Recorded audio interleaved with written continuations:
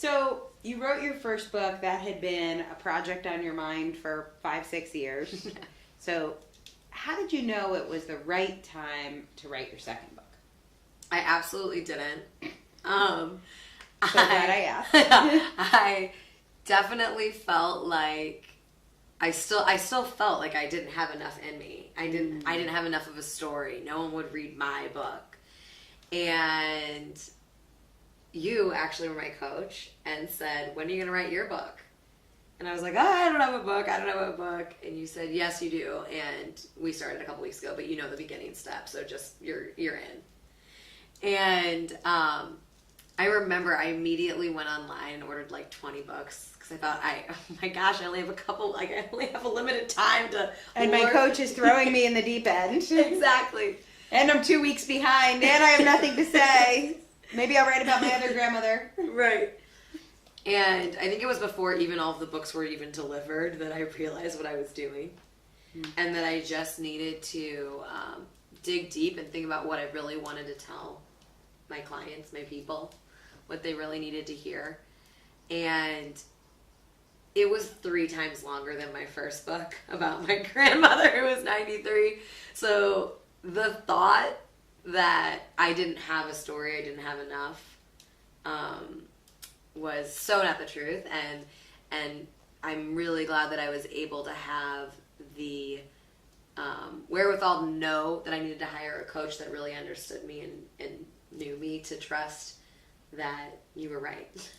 Yeah, I mean, for me, I would say I probably pushed you about a month or two too late. Like, I think that was in December, and I want to say by October or November, I was like, okay, she's ready to write the real book. And to me, it was the real book. Yeah. Like, I love your book about your grandmother. I feel like, right. She's amazing. I feel like I got to know her. But that book had to be written so I could just see you. Absolutely.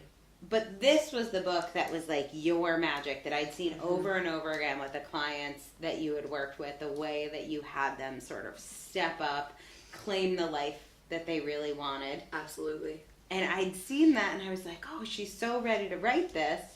But you were just like standing on the cliff and it was like, let me just push her over. And the thing is that that's a scary relationship. That's a lot to trust someone with. So why do you think you trusted me? Why did you? Because you could have said, no, I'm not going to. I can't make someone write a book. I mean. Absolutely. Really, it was, I had that dream for so long of writing my first book. And this wasn't, the second book wasn't a dream. Was not a dream. And the fact that you had been able to coach me to finish my first book, I knew that you were going to be able to coach me to do other things I wanted to do. I knew that if you were able to coach me to do this thing that I had been saying I was going to do for so long and hadn't done, that there were other things. I had other goals. I had other dreams. That you were the coach for me.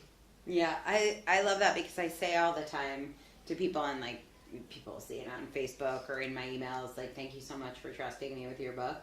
And it sounds like sometimes even when I say it, it sounds like fake. Right. Like, have a nice day.